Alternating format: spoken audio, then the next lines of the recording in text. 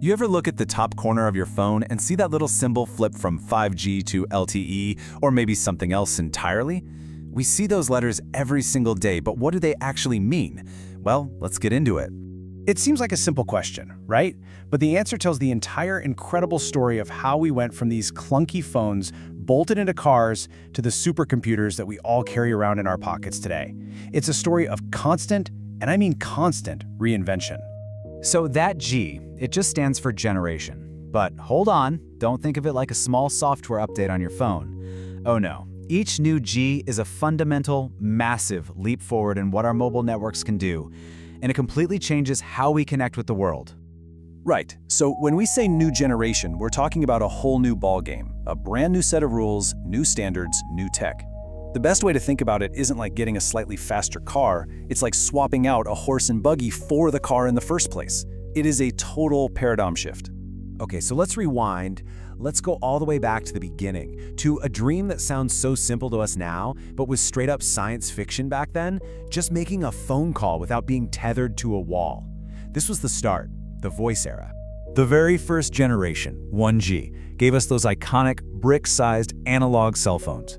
It was revolutionary, for sure, but let's be honest, it was basically a really expensive, not-so-secure walkie-talkie. It was voice-only, anyone with a scanner could listen in on your calls, and the quality, yeah, it was pretty spotty. It was a start, but a very clumsy one.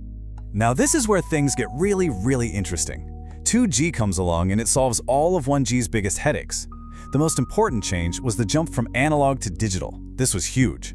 Not only did it make our calls secure with encryption, but it unlocked this little surprise feature that would change everything. The short message service, SMS. That's right, texting was born. So we've got voice, we've got text. What's the next great leap? Well, it was obvious. We had to get the internet off of our desks and into our hands. So, welcome to the data era. 3G was our first real taste of the mobile internet. We could finally check our emails, browse some basic websites, send a picture message, but it was slow.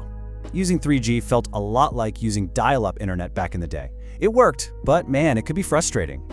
And that frustration is exactly what 4G and its speedier cousin LTE came to fix. It took the sluggishness of 3G and just blew it away with true broadband speed. This wasn't just an improvement, it was an absolute revolution that created the world we now take for granted. Streaming video, calling a rideshare, scrolling through social media, none of that would be possible without 4G. It enabled the entire modern app economy. This chart just lays out the whole journey perfectly. You can literally see the story unfold.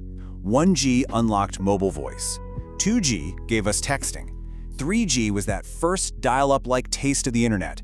And 4G, well, it unlocked the whole app world. Just look at how the speed and the capabilities explode at each step. It's wild. And that brings us to today, 5G.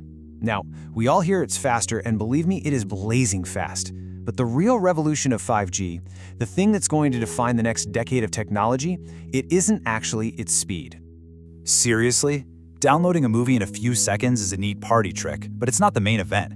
The real magic of 5G, the true game changer, is a concept called latency. So what's latency? It's that tiny, annoying delay between when you do something and when it actually happens. It's the lag when you're playing a video game. It's that awkward pause on a video call. It's just the time it takes for a signal to travel from your device, out to the network, and all the way back again.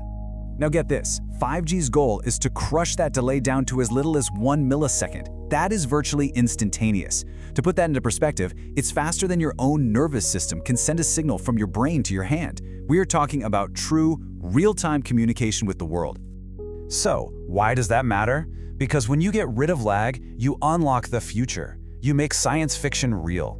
Self-driving cars communicating with each other instantly to avoid an accident. A surgeon in New York controlling a robot to operate on a patient in Tokyo. Billions of smart devices, the Internet of Things, all connected at once. And augmented reality that feels completely and totally real with zero delay. So as you look back, you start to see this really clear pattern, right? 2G solved 1G's security problem. 4G solved 3G's speed problem. Each generation rises up to fix the limitations of the one that came before it, and in doing that, it opens up possibilities nobody could have even imagined. And that is really the key takeaway from all of this. It's a cycle of innovation, and it's driven by us. We wanted to talk on the go, we got 1G. We wanted to text, we got 2G. We wanted the internet, and then we wanted it fast enough for video, so we got 3G and 4G. And now, we're demanding a connection that is truly instant, and that's giving us 5G. Which of course leaves us with one final, pretty fascinating question. If the 4G era was all about connecting people, and the 5G era is about connecting things, what comes next? What problem will 6G have to solve?